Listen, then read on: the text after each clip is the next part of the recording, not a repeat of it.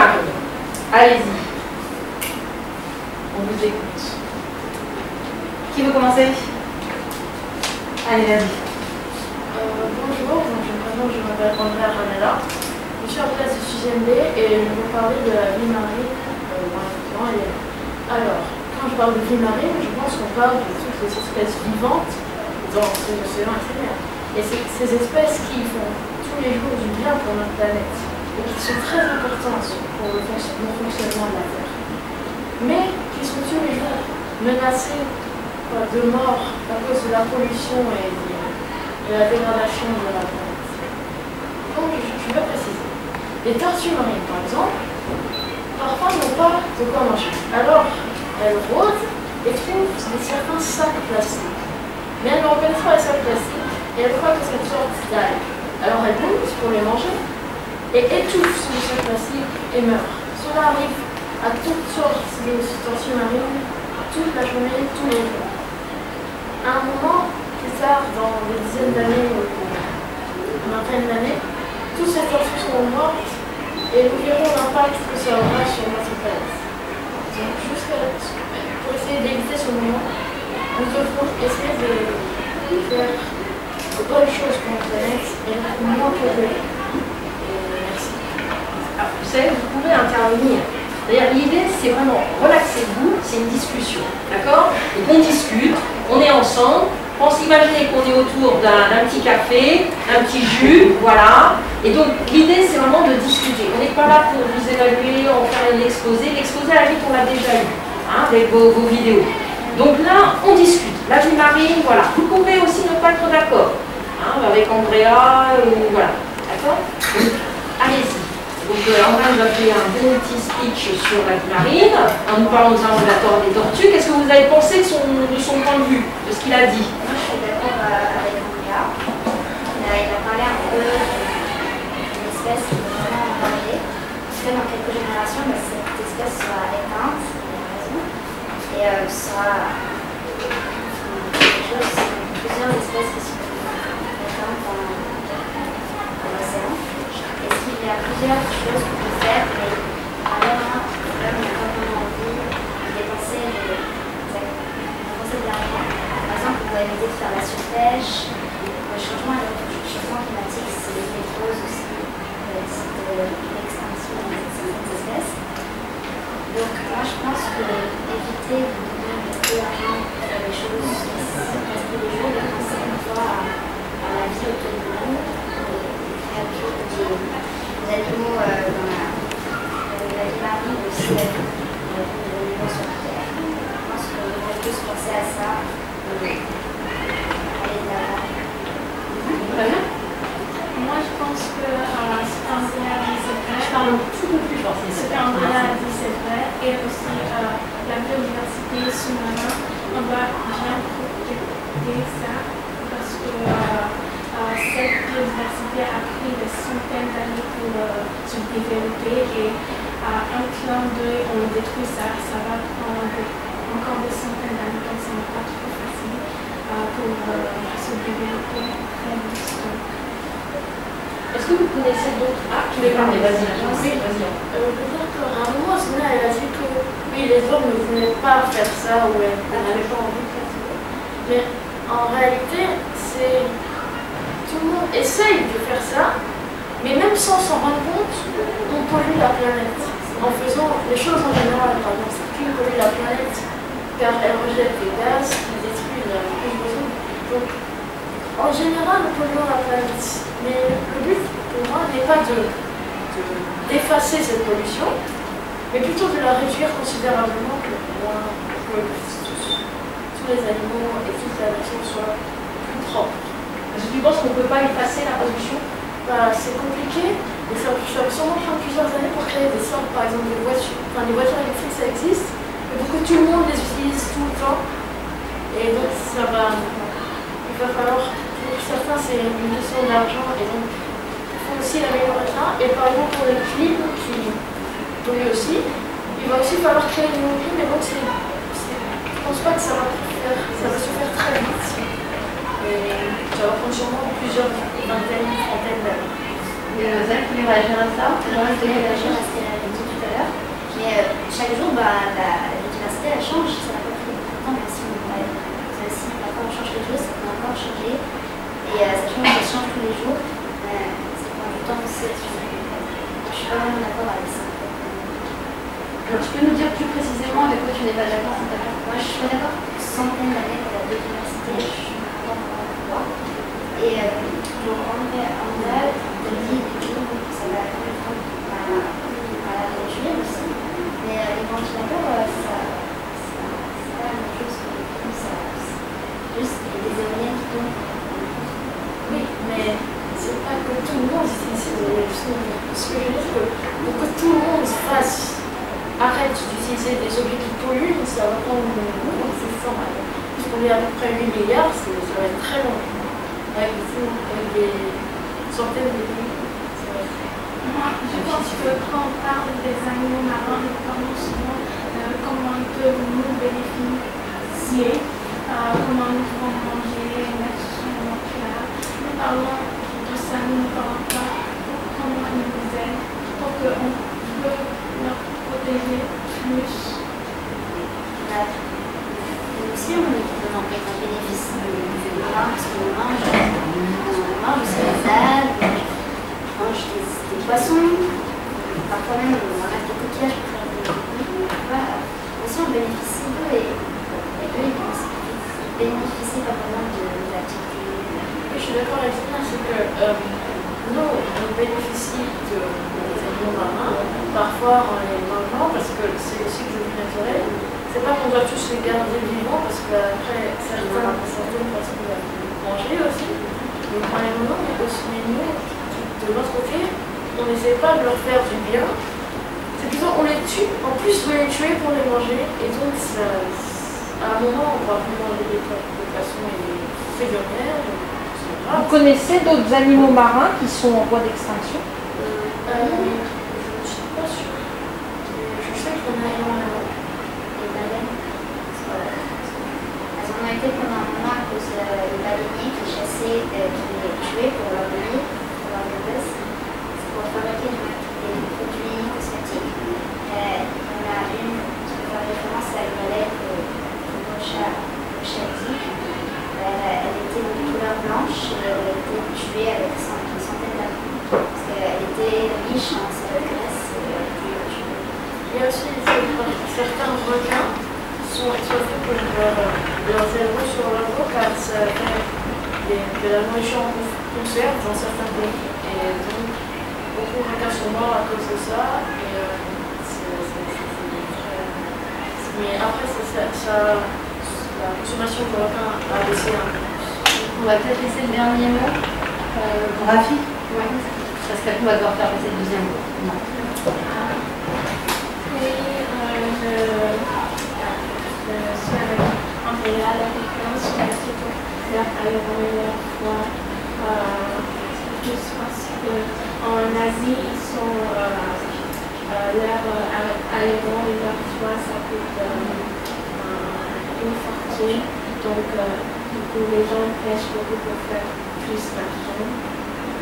Et la dernière chose que je voulais dire, c'est aussi pour certaines personnes, c'est pas pour tout, mais pour certaines personnes, ils tuent les animaux comme si c'était un simple jeu dans la chasse sur terre et la chasse sous-marine. Et ça, par contre, ça c'est inutile car après ils ne mangent pas les animaux. Certaines personnes font ça et je trouve ça très grave parce que donc, pourquoi tuer un animal quand vous n'en faites rien? Malheureusement, on va devoir interrompre cette partie-là du débat pour une contrainte de temps et on s'était dit qu'on enchaîne directement sur la question sans préparation. Dernier petit exercice plutôt d'improvisation. Donc vous pointez un papier que vous souhaiteriez. Alors faut que vous ayez le même. Faut que vous ayez le même par contre. Bon alors ça. En fait, il y a trois questions. Ça va être trois questions. On va vous demander de débattre de la question comme ça à vif. Comment protéger les mers et les océans? Alors, on va en débattre tout de suite. Allez, c'est parti. 5 minutes pour moi. Fille, peut-être doit commencer? Non, tu peux me dire la parole comme tu veux. Qui commence? Zina? Non, je vais réfléchir. Allez, on va. Alors, il y a plein de façons pour protéger les mers et les océans, et il y en a plusieurs. La pollution est une des premières choses. Quand on utilise des engrais de place, ça pollue la vie de l'atmosphère. Qu'est-ce que la pollution? Et donc, ça nous tue nous-mêmes à cause de notre propre pollution parce que l'eau augmente à cause de la fonte des glaces et inonde certaines villes et villages. Les gens meurent, mais tout ça, c'est de leur propre faute. Et après, ça montre que tout ce qu'on fait va nous impacter à un moment, que nous devons faire très attention à ce qu'on fait tout le temps. Donc, il faudrait utiliser des énergies plus propres, qui ne polluent pas et qui Je suis d'accord avec toi, mais ça va prendre du temps parce que ça rapporte de l'argent, toutes les énergies renouvelables, et ça finance beaucoup les grandes entreprises. Si on leur demande d'arrêter, ça va être compliqué, il faudra trouver des dernières choses qui vont apporter plus de moyens. Par exemple, les énergies sur les voitures électriques. Moi, je pense que les pays n'ont qu'à arrêter la pêche illégale parce que des fois, quand on pêche illégalement, on utilise les méthodes pas très bonnes comme la dynamite. Des fois, je pense que c'est la lumière dans l'eau, dans la nuit pour attirer les poissons. Du coup, quand on attire les poissons qui ne sont pas encore développés sont attirés et du coup, ils meurent. Donc, on ne peut pas les manger dans ces... C'est vrai que c'est illégal. Il pêche aussi des espèces protégées, c'est ce qui est vraiment illégal. Il y a même parfois des oiseaux qui se prennent dans les filets. Et ce que je voulais dire, c'est que pour protéger les océans, la vie marine, il faudrait laisser du temps aux poissons de grandir et encourager aussi les aires marines protégées. Comme ça, les poissons vont se développer avant que les grands chalutiers vont pêcher. Et il faut établir de nouvelles règles pour les pays avec les frontières, parce que chez certains bateaux, ils vont pêcher illégalement dans certaines frontières marines, avec des compétitions avec des pêcheurs traditionnels et des pêcheurs de plus gros chalutiers. Du coup, ça donne pour les petits villages qui ont l'habitude de rapporter beaucoup plus de poissons, on rapporte beaucoup moins et ils vont perdre leur poste. Et pour en retrouver un autre, ça va être beaucoup plus compliqué parce que c'est une des activités par exemple dans certains pays, comme la Côte d'Ivoire, un peu le Ghana et d'autres pays, voilà, sous-sahariens. Mais après, pour empêcher ça, il faudrait qu'il y ait un très grand mouvement pour prévenir tout le monde sur Terre de ne pas vraiment polluer, de ne pas faire la surface, de surpêche. Et ça, c'est très dur à organiser, c'est un grand mouvement qui impacte toute la Terre. C'est très compliqué à organiser, et c'est juste un moyen pour certains. Donc, ça va, je pense qu'ils peuvent commencer par un petit truc dans un petit pays. Puis ça va grandir dans les pays voisins, et encore grandir pour recouvrir toute la terre. Mais pour que ça grandisse, ça doit déjà encore se créer. Et ça, c'est pas vraiment. Si je ne me trompe pas, il y a eu une réunion, je ne sais plus de quelle réunion, mais c'était au sujet des masses des océans, comment on peut les protéger. Et je vois toujours pas de changement. Alors qu'il y avait eu une réunion avec plusieurs réunions. Parce qu'en fait, je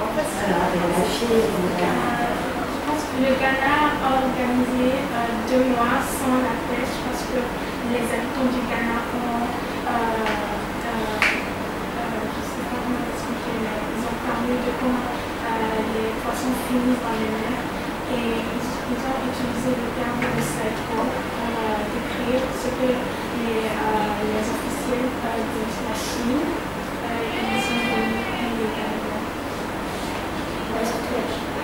après, je voulais remettre que. On se reste 25 secondes. Je voulais revenir sur ce que Zena a dit, c'est que les gens ils font une réunion, mais après en fait ils parlent de ce qui ne marche pas, mais ils n'essaient pas de résoudre ce problème. Ils trouvent des solutions, mais ne commencent pas à les appliquer directement. Ils attendent plusieurs années et on ne sait même pas combien d'années ils vont attendre avant que ce soit. Il y a aussi des associations qui font ça, et après il y a un message. Merci. Merci beaucoup. Bravo.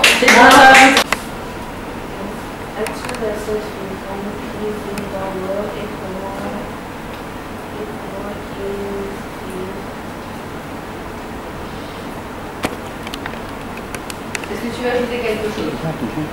Pas pour l'instant. Est-ce que ça te fait penser à des problèmes particuliers? Là, tu vois Marie-Camille et Lana ont un peu évoqué ça, des problèmes et des solutions. Ça peut être au Ghana ou ailleurs. Et en fait, il y a des changements qui ont fait pendant qui produit le blanchissement de chlore. Le blanchissement de chlore est en fait la mort soudaine de bonnes quantités de sucre noir qui peut avoir une bonne agir sur la vie. Pour parler de ce que ça disait, le réchauffement climatique, c'est dû à la fonte des glaciers qui provoquent de l'érosion de la montée des eaux et cela peut des fois tuer des animaux et causer des graves problèmes. Est-ce que tu peux m'expliquer le lien entre la fonte des glaciers et comment est-ce que ça tue certaines espèces? Comment est-ce que ça affecte certaines espèces? Toi ou l'une d'entre vous? Parce que le réchauffement climatique, c'est déjà la pollution. Et quand il y a la pollution dans l'eau, ça tue des espèces différentes. Quelles sont les autres espèces marines que vous connaissez et qui potentiellement peut-être seraient en voie d'extinction ou de disparition? Je pense que les dauphins, car quand on pêche les tortues marines, quand on pêche des poissons, et souvent les tortues marines et les dauphins se coincent dans les filets. Et je sais aussi qu'il y a eu un moment au Ghana avec des poissons, des dauphins morts échoués sur la plage. Et moi je pense que les activités humaines ont un grand impact sur la vie marine car ils rejettent beaucoup de CO2 et de méthane avec les transports, les usines, ce qui peut peut-être étouffer quelques espèces marines. Mademoiselle? Et en fait, il y a aussi le volcan. Le pays qui pêche le volcan sur la Chine, et quand il pêche le volcan, il coupe le fond du volcan et il met le volcan dans l'eau. Et en fait, ça va faire diminuer le il faut sinon ça va casser le canage des poissons, les grands poissons et les grands poissons mangent les petits poissons et les petits poissons mangent le sable qui empêche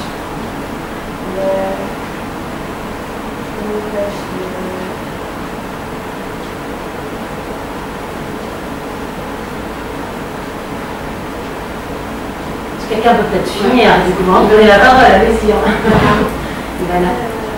Ce que ça veut dire, c'est que l'écosystème, les écosystèmes peuvent détruire les animaux marins. Quand il y a cette pêche, les hommes pêchent des animaux que d'autres animaux mangent. Et à ce déchet, et du coup, s'il n'y a plus d'animaux, il n'y aura plus d'animaux marins pour pouvoir enlever tout ce qui est comme déchets ou quelque chose comme ça, et ça peut détruire presque tout. Alors, on va vous proposer 3 papiers, il faut en choisir un, donc vous vous mettiez d'accord. C'est une question et on va vous demander de débattre autour de cette question. Elle est très générale, donc ne vous inquiétez pas. Alors, lequel là? Celui-ci? D'accord. Donc la question est, qui peut protéger les mers et les océans? Alors, qui commence? Marie-Camille, tu avais la main en premier? D'accord. Donc moi, je pense que tous les êtres vivants sur cette planète peuvent sauver les mers et les océans. Attends, c'était les mers et les océans? Les mers et les océans. Oui, car il y a beaucoup de... Est-ce que je vais passer sur le sujet? Vas-y. Du marine ou pas? Vas-y. La question, parce que la question passe. Il y a beaucoup de sujets comme la pollution plastique, le réchauffement climatique, et tout cela est dû aux activités humaines. Donc, tous les humains, même les enfants, quand ils vont au supermarché, ils peuvent emmener leur propre sac pour éviter les sacs en plastique, pour que les animaux évitent de se coincer dedans ou de confondre des petits fragments plastiques avec leur nourriture pour ne pas mourir. Et donc, je pense que tout le monde peut changer. Et voilà. C'est un peu pareil comme avec la vie. Tout le monde fait des efforts pour les mers et les océans. Et puis...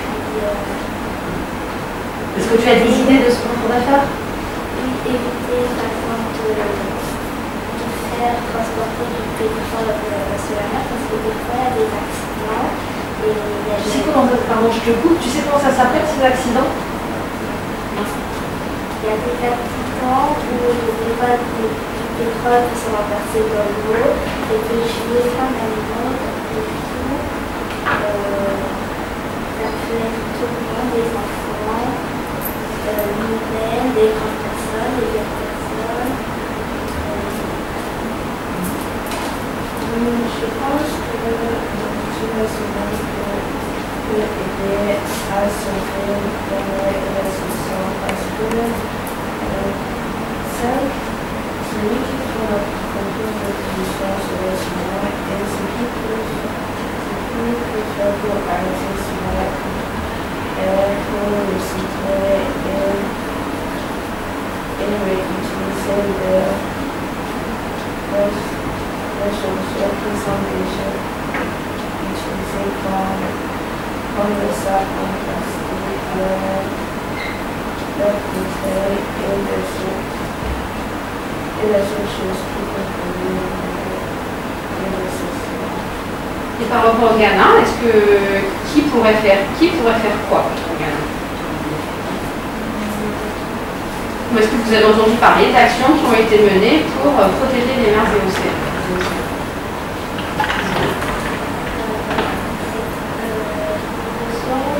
Au Ghana, les gens ont l'habitude de ramasser le sable au bord de la mer. Quand on ramasse, ça va faire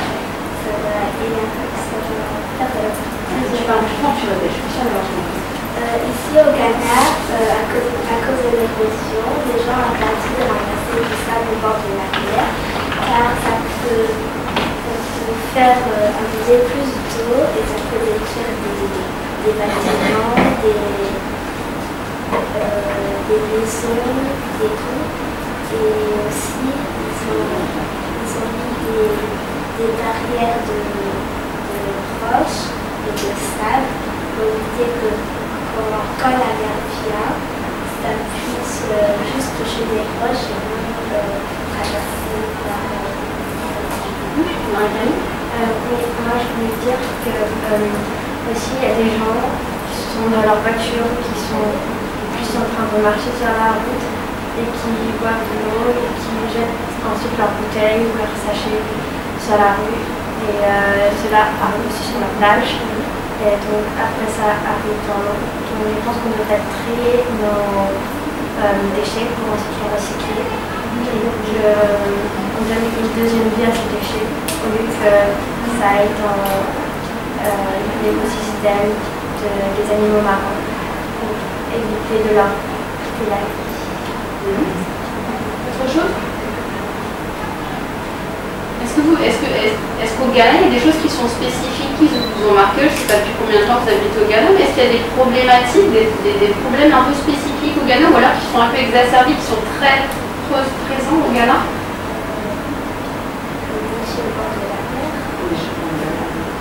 Et si jamais vous avez le pouvoir de prendre une décision demain pour réduire les déchets dans la mer, qu'est-ce que vous feriez? Ce serait quoi votre décision par exemple? Créer des associations comme au Ghana qui prend des des initiatives pour défendre les animaux. Il ramasse tous les déchets qui sont au bord de la mer. Merci, bravo. Bravo, Mademoiselle. Michel. C'est le sujet sur la banquise. La banquise. Alors, vous allez avoir 5 minutes pour débattre. Si jamais on sent que le débat se refroidit un petit peu, on va vous poser des questions. Mais vraiment, c'est un débat entre vous en priorité. Donc, n'hésitez pas, il y en a qui va prendre la parole, après quelqu'un d'autre. Il n'y a pas de tour de rôle de parole, il n'y a pas de tour de parole attribué. Quand vous avez quelque chose à dire, parce que vous êtes d'accord, pas d'accord, vous allez plus loin, que ça vous a fait penser une idée, n'hésitez pas à discrètement lever le dos, on vous verra et puis on vous laissera la parole. Voilà. Après, l'idée, c'est que quand même, il y a un équilibre dans les temps de prise de parole pour qu'on puisse vous entendre tous. D'accord? Alors, qui veut se lancer? Moi, je veux bien, mais... Allez, Samuel, on t'écoute. Moi, déjà, je sais que la banquise se trouve aux extrémités de notre planète. C'est des endroits très froids, moins de 0 degré, et qui commencent à se dégrader à cause de la montée du niveau des eaux. Non, à cause du réchauffement climatique, pardon, ce qui veut dire que ça provoque une montée du niveau des eaux. Et ça met en danger beaucoup de monde. Enfin, ça peut remonter d'ici 2100 d'un mètre. Je trouve que c'est quand même je sais aussi que comme il y a la montée des eaux dévore les zones côtières. Et donc certains habitants perdent leur habitat. Et la mer devient de plus en plus violente, et c'est difficile. Il y a des endroits où on ne peut plus nager maintenant, mais avant on pouvait nager, mais maintenant c'est plus disponible parce que les mers sont plus élevées. Puisqu'il y a un changement climatique, la banquise fond et ça fait des pertes des animaux polaires, comme les ours polaires. Donc ces animaux deviennent des espèces rares. Alors, tu peux juste expliquer la relation entre la banquise et la disparition de certaines espèces sur la banquise? Parce qu'il y a des espèces qui vivent sur la banquise et comme il y a le changement climatique, la banquise fond.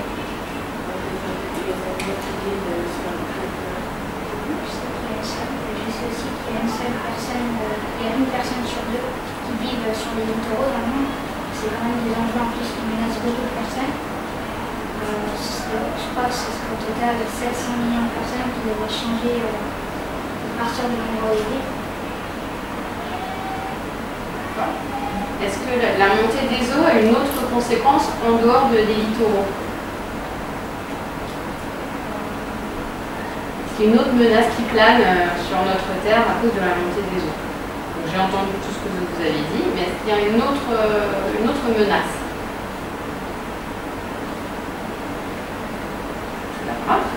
Est-ce qu'il y a des hommes qui vivent sur la banquise? Qui ils sont et est-ce qu'eux aussi ils sont menacés alors, par la fonte de la banquise? Je crois que Oui. ceux qui ont Les hiboux? leur maison même sont faites avec de la glace. Et donc, du coup, je crois que aussi leur maison peut-être, et donc, du coup, ça fait Des Inuits. Comment ils peuvent être affectés aussi? Hormis l'habitat, en effet, l'habitat qui peut disparaître. Leur habitat, ils sont faits avec la glace. Je ne suis pas sûre, mais je crois que certains sont faits avec de la glace. Et du coup, à cause du soleil et du changement climatique, c'est un fond. Est-ce qu'il y a d'autres problèmes qui se posent ou qui se poseront à cause du réchauffement climatique, entre autres de la réduction de la taille des banquises? Est-ce qu'il y a d'autres problèmes qui peuvent, selon vous, se poser ou dont vous avez entendu parler? verra c'est vrai tout seul, ils ont aussi des animaux ou des enfants qui ne pourraient pas se lancer dans un travail compliqué pour un cœur. Donc, je ne sais pas si ça compliquerait aussi les choses, si ça se met à côté tout seul.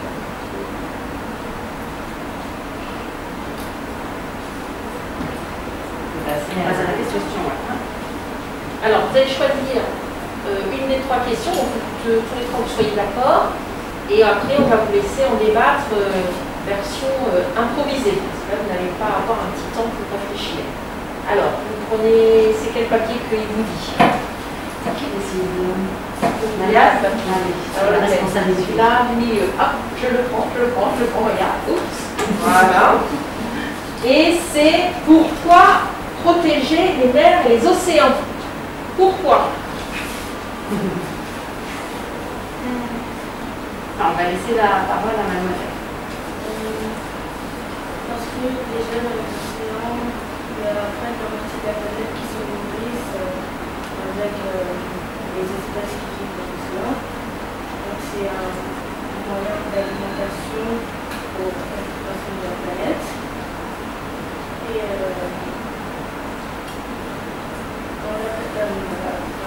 dans l'océan, il y a aussi, je pense, des phytoplanctons qui nous aident à respirer. Donc, si la mer est pas protégée, ça peut aussi mettre en danger notre vie. C'est vrai. Aussi, moi j'ai appris pendant mes recherches que au-delà des arbres, il y avait aussi la mer qui crée de l'oxygène et qui aspire le dioxyde de carbone et qui crée de l'oxygène grâce aux forêts, aux algues. On pourrait peut-être serait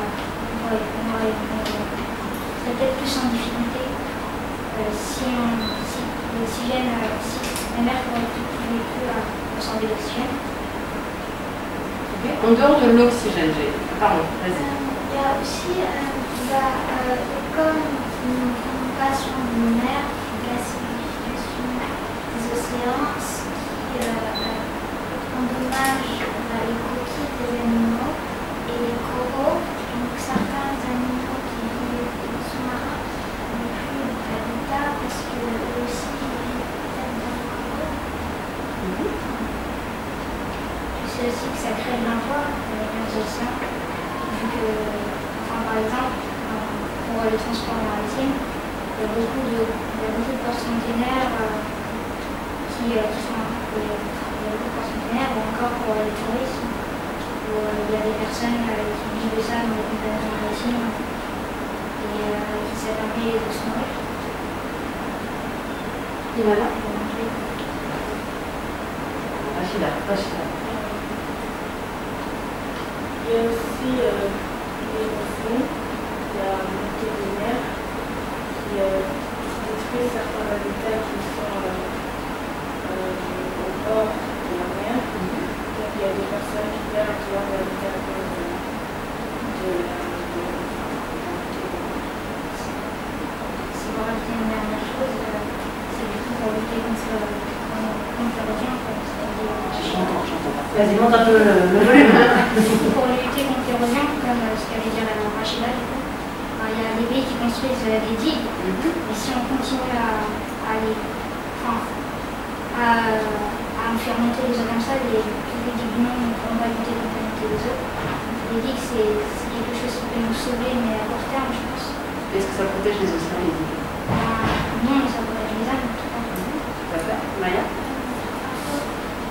Il y a aussi des digues, ça durera un temps qui est court parce que comme les eaux, même s'il y a des digues, les eaux continuent à devenir de plus en plus dangereuses, plus fortes, et du coup ils arrachent le sable qui est près des digues et donc du coup au bout d'un moment les roches qui sont faites pour protéger vont tomber dans la mer. Donc à un moment la mer va dépasser les digues. Et ça veut dire quoi pour vous protéger les mers et les océans? Maya? C'est prendre soin de nos océans et faire attention aux actions que l'on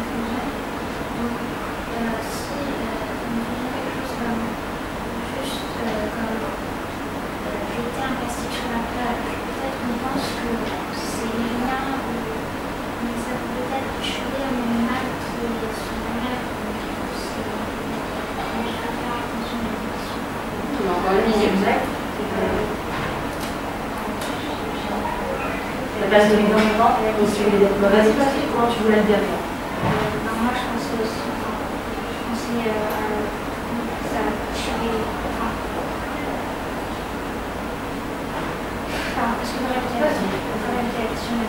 La question c'était qu'est-ce que ça veut dire protéger les mers et les océans? Pour vous, ça veut dire quoi? Déjà aussi, c'est important et éviter de les dégrader.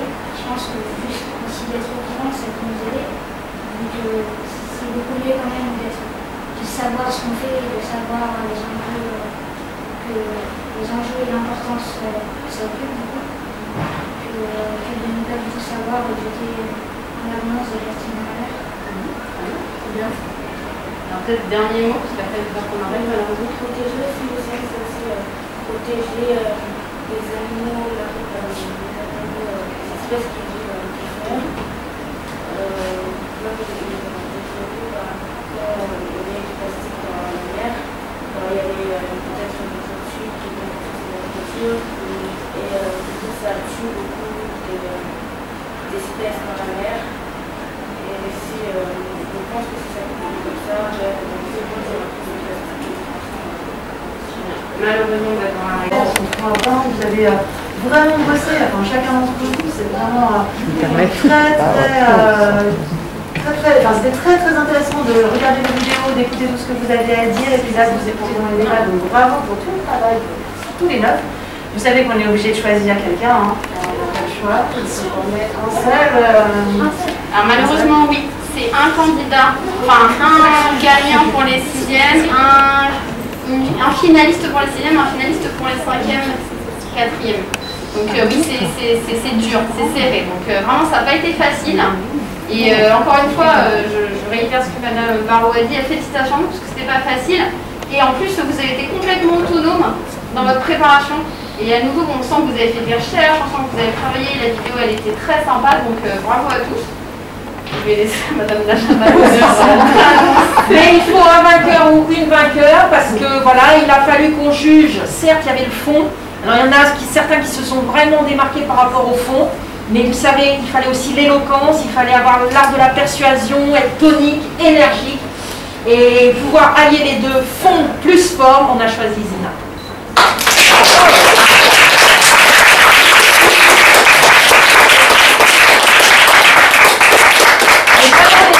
Vous n'avez pas démérité, vous avez vraiment donné du mieux que vous pouvez, puis en plus c'était vraiment de l'improvisation et vous avez eu peu de temps de préparation, donc vraiment félicitations à vous. Finalement, à nos yeux, vous êtes tous vainqueurs. Ah oui. Bravo. On reviendra vers toi pour savoir comment se passe la suite des événements et encore une fois, bravo et merci à tous.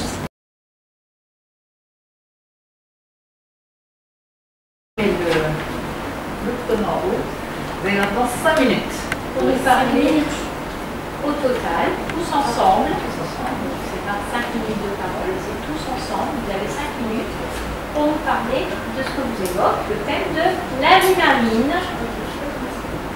Moi, je dirais que par rapport à la vie marine, chaque année, plus de 8 millions de déchets qui est recouvert dans l'océan. Quand je dis l'océan, ça recouvre une vaste étendue d'eau salée qui recouvre deux continents, l'Atlantique et l'Pacifique. Donc, pour conséquence, c'est à chaque fois l'être humain a pour impact de toujours verser de l'eau et des déchets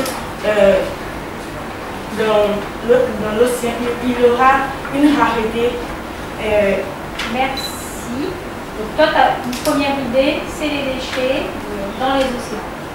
Moi, je pense que la vie marine est très limitée, notamment à cause des activités humaines sur les mers de l'océan, mais également en dehors.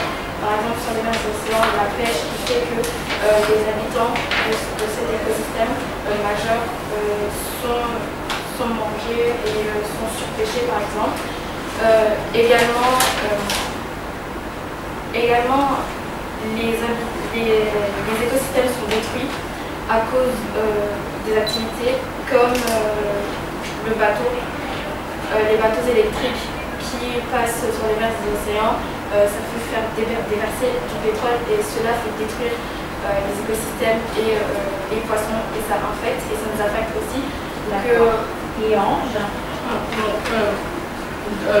La Terre est composée de 71% d'eau. Dans ces 71% d'eau, la diversité d'espèces marines est forte et il y en a plein. Il y a plein d'espèces. Ces espèces doivent survivre des prédateurs ou de la pollution. Par exemple, dans les champs agricoles, en déversant du pesticide, ça se retrouve dans les mers, qui peut se retrouver dans les chaînes alimentaires, dans la chaîne alimentaire, qui peuvent arriver directement ou indirectement à nos organismes. Est-ce que la vie marine, elle peut être affectée par autre chose que la pollution? Si des sachets est toujours versé dans l'eau, il y aura une faune. Faune et la flore marine. Quand je dis la flore marine et la faune marine, d'abord je vais commencer par la flore marine. La flore marine, quand il y a toujours des sachets qui recouvrent toujours, quand les poissons veulent toujours avancer, ça les empêche d'avancer et dans ça ils ne peuvent pas respirer parce qu'ils sont toujours recouverts par un sachet. D'accord. Non, honnêtement, non, je pense que la pollution est la seule raison pour laquelle la vie marine est en danger. En fait, moi je pense que c'est plutôt les habitants de cet écosystème-là qui sont en danger. Parce que, par exemple, à cause du réchauffement climatique, les mers et océans augmentent de niveau. Mais la pollution affecte beaucoup plus les habitants. Toi, tu es d'accord avec ça?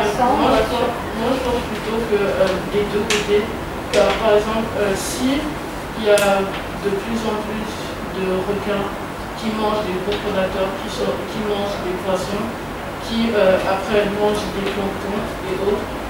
Par exemple, si un animal de la chaîne alimentaire disparaît ou est en extinction, alors les autres animaux seront plus nombreux, qui pourra réduire la diversité dans les mers. Quelles sont les autres causes, à part la pollution, d'extraction de ces espèces marines? La surpêche. La surpêche. Est-ce qu'on peut expliquer un petit peu ce que c'est que la surpêche? C'est pêcher plus qu'on doit pêcher. Pêcher plus qu'on le doit. Sinon, par exemple, les requins, en ce moment on a travaillé sur les requins qui sont pêchés de plus en plus en Asie et autres. Ce qui fait qu'après, il y a de plus en plus d'autres espèces qui sont censées manger par le requin. Donc ils mangent d'autres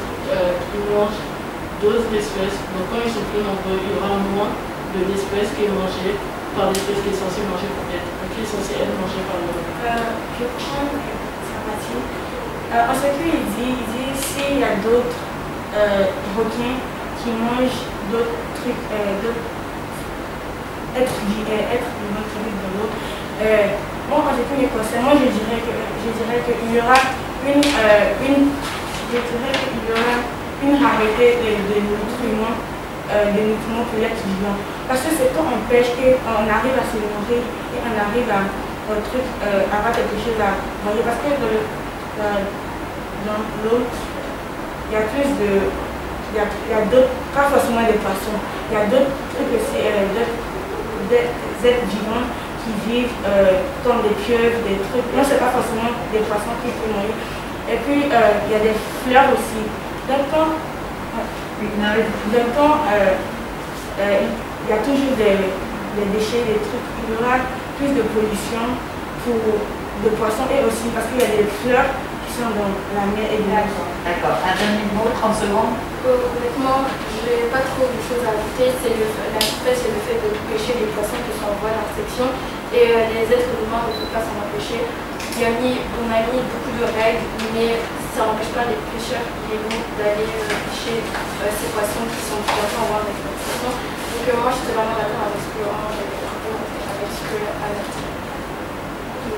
Moi je pense que les extinctions de la vie marine sont directement ou indirectement liées aux humains et à leurs activités.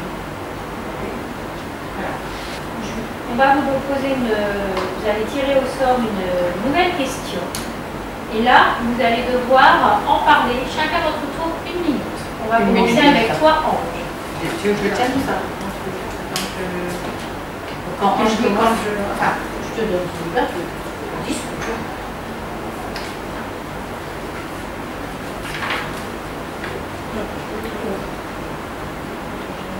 Alors, la question c'est pourquoi protéger les mers et océans?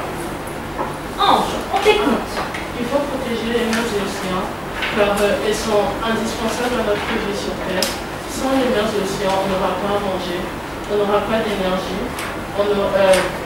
Si on n'a pas de mers et d'océans, on ne pourra pas en quelque sorte vivre sur cette terre, car l'homme a besoin d'eau pour boire, pour préparer, pour faire tous ses besoins et autres. Donc s'il n'y a plus d'eau, on ne pourra pas faire ces besoins qui sont indispensables à notre vie. Encore un peu de temps. 20 secondes si tu veux ajouter quelque chose. Ou alors tu as fini, tu dis voilà. Tu as fini. Très bien, merci Ange. Alors oui, tu as ton temps. C'est la même question? Oui. Comment protéger les mers et les océans? Pourquoi? Comment? Pourquoi? Donc, pour moi, on doit protéger les mers et les océans parce que, premièrement, on doit voyager.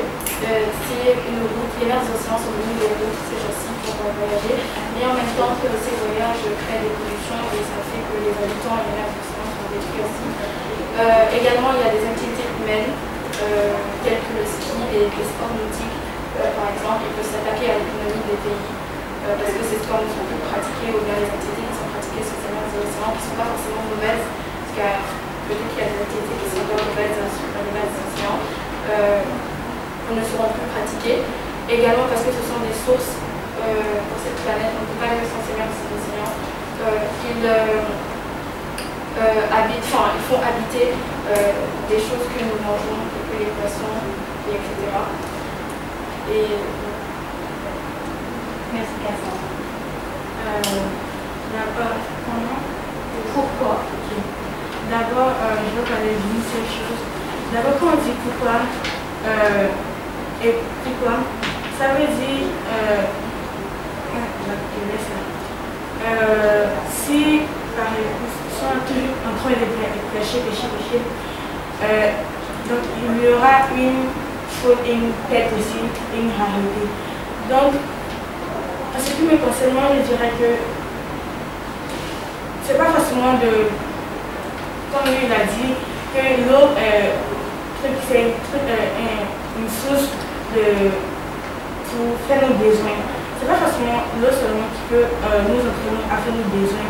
Il y a d'autres matériaux qui nous permettront de faire nos besoins. Donc si on s'unit, c'est plus... nous sommes des enfants, ouais. Mais si on s'unit pour dire aux grands, non, ils pourront nous écouter. Donc moi je dirais que... Voilà. Merci. 5 minutes. Tu veux bien pinter le visage, s'il te plaît? Ok.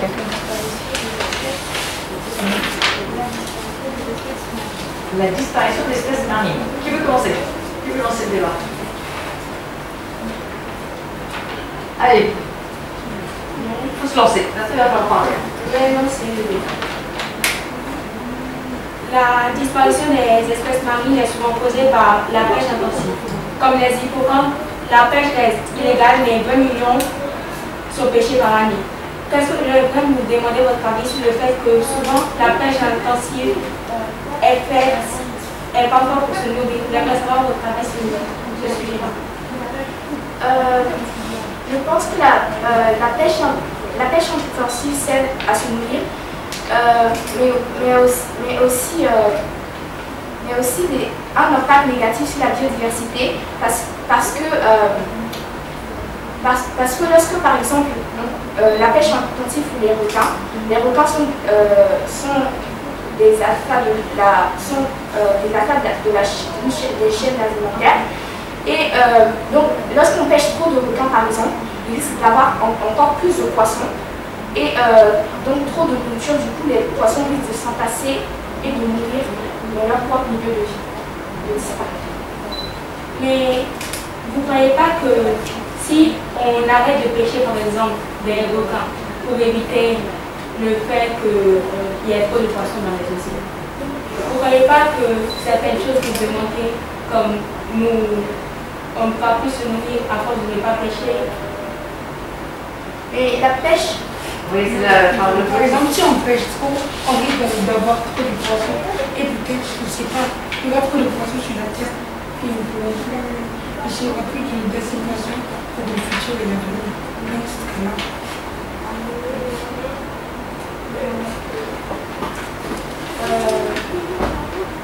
mais c'est pas seulement la surpêche, aussi la pollution de plastique, de pétrole et aussi le blanchissement des coraux.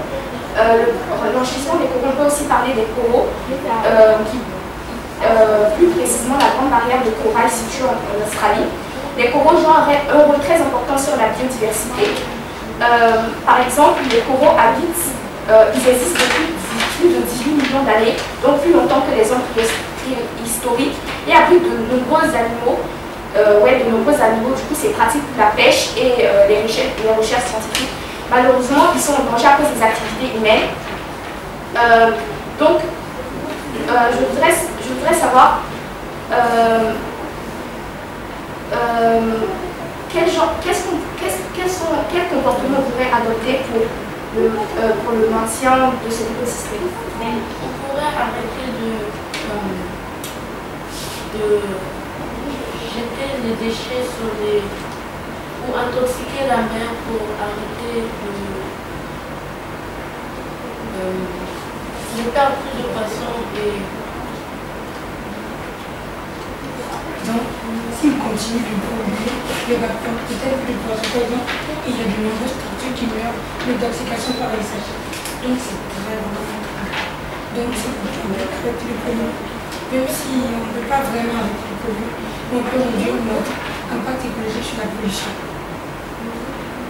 J'aimerais savoir votre avis parce que le 1er janvier 2020, la fin de la mise sur le marché des cotons-tiges en plastique à usage domestique et la limitation de la mise à disposition d'assiettes et de verres jetables en plastique, sauf si le total, bien sûr, a été établi par le gouvernement français. Et j'aimerais savoir si, à votre avis, les actions menées par la France contre la pollution marine pour lutter contre la pollution marine sont suffisantes. C'est vrai, c'est suffisant, mais pas vraiment. Si tout le monde ne s'y met pas, on n'y arrivera jamais. Vous pouvez essayer, mais continuer de polluer. Il y a aussi certains pays, comme les pays d'Afrique, qui n'ont pas la connaissance requise pour éviter de polluer. Par exemple, on sait qu'au Ghana, par exemple, les plages du Ghana sont extrêmement polluées par le plastique, alors que le plastique est extrêmement dangereux et attaque la biodiversité, menace la biodiversité marine. Certaines espèces se retrouvent piégées dans de grands sachets et les plus petits fragments d'autres espèces aussi les confondent comme pour la nourriture et risquent de s'intoxiquer avec ce qui leur coûte la vie. Du coup, je voudrais savoir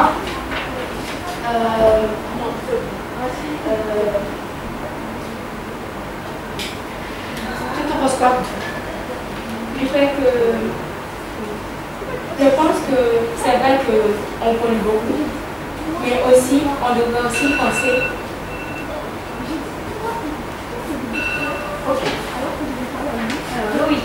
Non. Alors là, on passe à la deuxième étape. La deuxième étape, vous allez tirer une nouvelle question. Et vous allez devoir parler 1 minute sur ce sujet. Essayez de répondre. Si c'est pas 1 minute, c'est pas grave. Si vous ne tenez pas une minute, c'est pas grave, c'est limité dans le temps. Vous n'avez pas plus d'une minute. Si c'est 15, 20, 30 secondes, c'est l'intérêt de ce que vous allez dire qui est important. D'accord? C'est pas le temps qui est important. Alors, Nali, tu vas commencer. Pourquoi protéger la mer? Alors, pourquoi protéger les mers et les océans? Tu as une minute pour répondre à cette question. Et on passe ses notes. Oui, sans note. Sans note. Vous lisez un peu trop.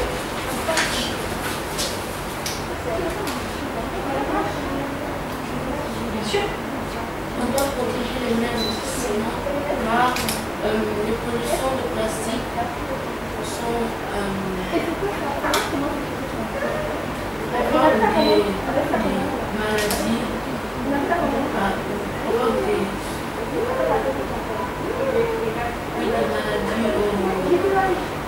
aux animaux et aux coraux qui sont dans la mer.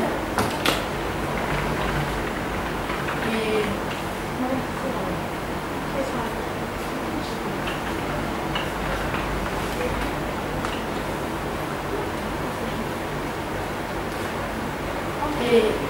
ce qui fait que quand les patients ont une maladie, Merci Nelly. Louis. Pour moi, il faut protéger les océans, car par exemple, comme je l'ai dit dans ma vidéo, les océans, ils transforment le CO2 en oxygène, ce qui est très bien. Mais cette action n'est pas si conséquente. La grande majorité sera menacée de l'oxygène, mais le reste va acidifier l'océan. Mais il y a ce qu'on appelle le phytoplancton, celui qui joue un très grand rôle. Il permet de transformer le CO2 en oxygène. S'il meurt d'acidification, on ne pourra plus avoir d'oxygène suffisant et c'est très grave. 2 tiers de ce que nous respirons sont produits par les océans. Donc, voici une conséquence de la pollution des arbres et pourquoi également protéger les océans. Divine. On ne peut pas vivre sans les océans parce que l'homme ne peut pas vivre 3 jours sans les océans. Pour le simple fait que les océans produisent la moitié de l'oxygène que nous respirons, recouvrent 70% de la Terre et produisent 87% des eaux. Sans les océans, il n'y a plus de poissons, nous ne pouvons plus nous nourrir. Sans les océans, la moitié de l'oxygène que nous respirons n'est plus là. Bref, on ne peut pas vivre plus de 3 jours sans océans, sans eau. Donc bref, nous devons protéger les océans pour nous protéger nous-mêmes d'abord. Comme nous le savons, les océans représentent 97% de l'eau sur la Terre et produisent 60% de l'oxygène que nous respirons.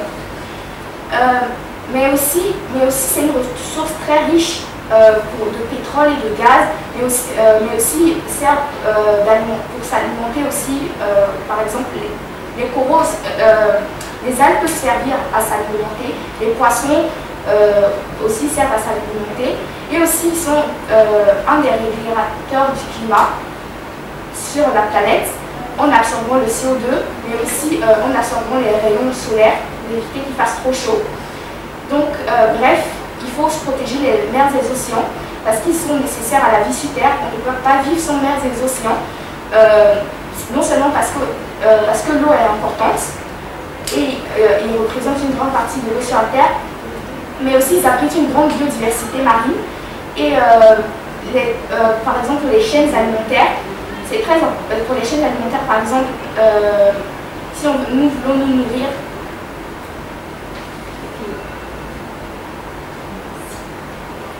merci à tous les 4.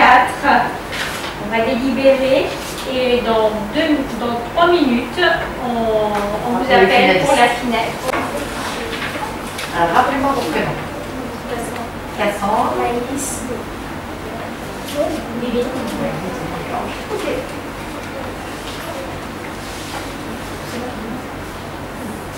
C'est Pinta qui lance le chrono. C'est parti. Combien de minutes? 5. Alors, je pense que le réchauffement climatique a un nouvel impact sur les banquises. Premièrement, parce que pour moi c'est la seule raison, parce qu'elle fait fondre la banquise et du coup ça fait que le niveau de la mer augmente. Et ce niveau de la mer qui est augmenté, donc hausse de hausse du niveau de la mer affecte principalement les côtes et les habitants des côtes, c'est-à-dire que leurs maisons, leurs habitats sont inondés et du coup ils doivent aller dans des pays qui sont probablement remplis et qui n'ont pas assez de place là-bas, donc on les appelle des réfugiés climatiques, qui n'a pas assez de place là-bas pour les accueillir, donc du coup ça fait que les conditions de vie sont très difficiles pour ces personnes.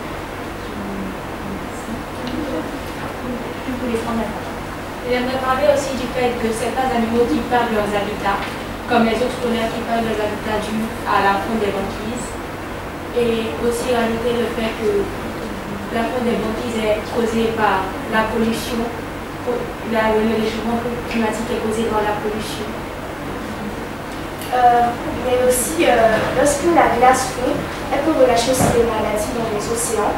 Du coup, les animaux, par exemple, qui vivent peuvent être affectés, mais aussi nous, les humains, par exemple, parce qu'il y a par exemple, les gens qui n'ont pas assez d'argent pour filtrer leur eau vraiment plus propre, peuvent aller boire dans les mers, les océans comme ça. Et du coup, ça peut leur apporter des maladies, mais aussi, comme Cassandre l'avait dit, la hausse de niveau d'eau peut inonder les côtes. Et il y a aussi des solutions naturelles qui existent pour éviter ça, comme par exemple la mangrove qui protège les côtes contre les inondations. Quand les banquises fondent, il peut y avoir des icebergs qui peuvent rentrer en collision avec des bateaux. Et sur ces bateaux, il peut y avoir des gens qui peuvent mourir à cause de ça, noyer. Et si, par exemple, ils sont à côté de l'Antarctique, ils peuvent être congelés dans l'eau, comme dans le film Titanic. Aussi, comme ils l'ont dit, cela peut inonder les côtes, comme par exemple les pays au bord de côte, comme le Ghana, la Côte d'Ivoire, le Brésil ou la Grande-Bretagne et autres. Cela fait que les gens, les réfugiés climatiques, doivent se réfugier dans d'autres pays. Et en se réfugiant dans d'autres pays, n'ont pas forcément des conditions de vie adéquates. Pour reprendre ce que Maëlys a dit, j'aimerais parler des mangroves qui souvent aussi peuvent abriter certains animaux. Et j'aimerais poser une question à Maëlys pour savoir si la mangrove empêche la hausse des eaux. Mais est-ce que la hausse des eaux n'est pas dangereuse pour ces animaux qui vivent dans les mangroves? Non, parce qu'en fait, ils vivent déjà dans l'eau, du coup, ça va, ils sont dans leur milieu. Mais la mangrove protège les habitants des côtes grâce aux palétuviers, qui sont des racines et chasses, du coup, ça empêche les érosions et aussi les alluvions qui proviennent de la terre ou des autres d'eau. Donc oui, c'est ça. Merci. Est-ce qu'on peut se recentrer sur notre sujet, la banquise? Y a-t-il d'autres idées à ajouter? Mais est-ce que vous avez parlé du fait que les animaux... Oui, Div a parlé du fait que certains animaux peuvent perdre leur vie. Je suis désolée de changer un peu de sujet, mais j'aimerais parler du thème que Cassandre a abordé sur les réfugiés climatiques. Est-ce que vous pensez que les gouvernements pourraient faire quelque chose pour aider ces réfugiés climatiques? Ils pourraient faire des liens avec d'autres pays pour envoyer d'autres réfugiés climatiques dans les autres pays qui ont, eux, de la place et des conditions plus favorables à ces personnes qui vivent, par exemple, dans des bidonvilles, qui ne gagnent pas assez, qui gagnent 2 euros par mois, même pas, qui sont vraiment dessous de la pauvreté. Ils peuvent aller dans d'autres pays. Mais certains dirigeants de certains pays n'acceptent pas des réfugiés ou préfèrent ignorer les réfugiés. Ou comme j'ai regardé un débat hier sur un débat entre Valérie Pécresse et Éric Zemmour. Valérie Pécresse parlait d'un certain projet où des réfugiés, s'ils n'avaient pas le droit du sol, ils ne pouvaient pas avoir un visa ou certaines choses qui pourraient faire avoir l'identité de ce pays. Donc il pourrait la rendre la vie encore plus compliquée. Merci. C'est fini, merci. Bravo les élèves. Bravo. Vous avez plein de Ils choses. sont fiers, oui, de vos débats. Alors, c'est la dernière question. C'est la question à poser. Vous avez une minute chacun pour répondre à une question. La question qui t'est posée, tu as 1 minute maximum pour y répondre. Enfin, si c'est plus court, c'est pas grave. Ce qui est important, c'est la réponse que tu as. Qui peut protéger les mers et les océans? Bien sûr, nous. Premièrement, en arrêtant les activités que nous faisons, par exemple la surpêche, qui font que les habitants de ces mers et des océans disparaissent, s'éteignent complètement. Deuxièmement, en essayant de réduire nos activités telles que l'électricité, l'agriculture, les villes, etc. Faire attention aux gestes qu'on fait tous les jours. Par exemple, éteindre la lumière à chaque fois parce que cette électricité font que le changement climatique, la température qui se hausse et du coup justement les banquises qu'on a parlé avant, sinon se fondent. Mais aussi, moi honnêtement je pense que c'est juste nous qui pouvons sauver les mers et les océans en arrêtant tout ce que nous faisons de mal qui font que les mers et les océans se mélangent.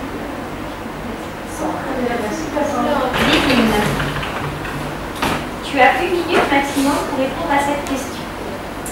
Qui peut protéger les mers et les océans? Tout simplement. On peut protéger les mers et les océans en commençant par faire des petits gestes habituels, recycler le plastique, utiliser des plastiques compostables, etc. Nous, les gouvernements aussi peuvent faire voter des lois comme interdire certains plastiques non compostables, etc. On peut aussi aider à sensibiliser d'autres pays, comme en tant qu'Africaine, je sais très bien que certains pays d'Afrique ne savent même pas qu'il y a des réfugiés climatiques. Ne savent même pas, on peut aider à sensibiliser certaines organisations, certaines ONG peuvent aider. Tout le monde peut aider à sa façon. Merci. Je pas de note pour ce dernier exercice. Tu as 1 minute maximum pour répondre à cette question. Qui peut protéger les mers et les océans? Les mers et les océans peuvent être protégés par tout le monde. Par exemple, si nous voulons protéger les mers et les océans des dangers de la pollution, ce genre de trucs, nous pouvons nous-mêmes éviter de jeter nos déchets partout parce qu'ils peuvent se retrouver passer par la rivière, puis dans les fleuves, puis dans les océans. Et aussi, il y a la pollution plastique, la pollution de pétrole. Aussi, si par exemple les industries qui relâchent leurs déchets dans les océans,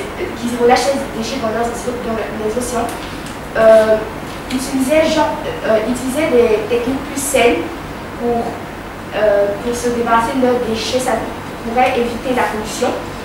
Et aussi, le gouvernement peut aussi... Merci. Merci. Donc, Ange, je vais te poser une question. Tu as 1 minute maximum pour pouvoir y répondre. Qui peut protéger les mers et les océans? On peut tous d'une manière ou d'une autre protéger les mers et les océans. Par exemple, nous sommes quand même toujours jeunes, mais on peut sensibiliser nos parents, faire des actions à la maison, ou par exemple comme on utilise beaucoup les réseaux sociaux, on peut lancer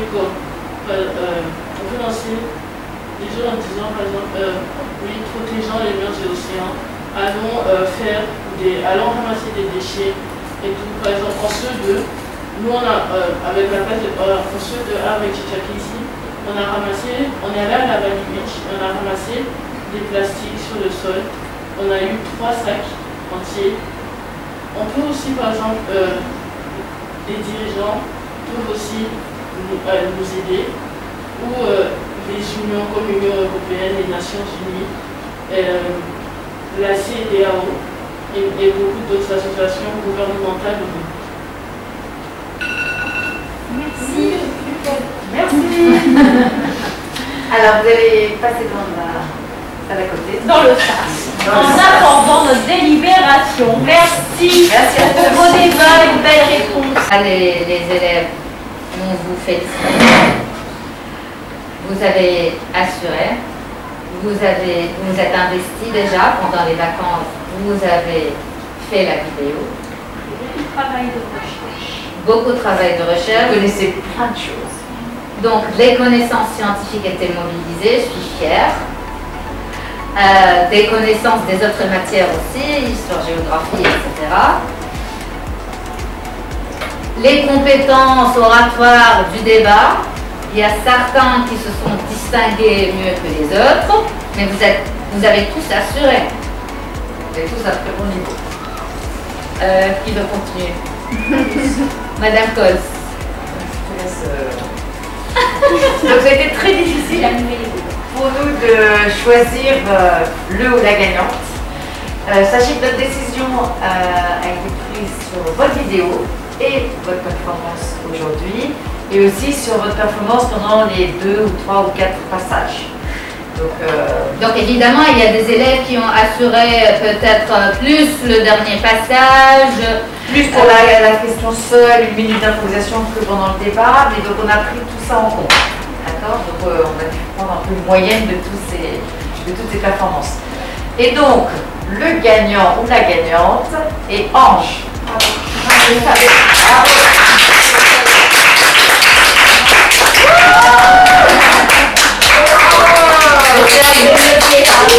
Alors on voulait quand même féliciter Divine qui a joué un rôle exceptionnel aujourd'hui de médiatrice, et dans ton charisme, dans ton enthousiasme, bravo, et l'énergie.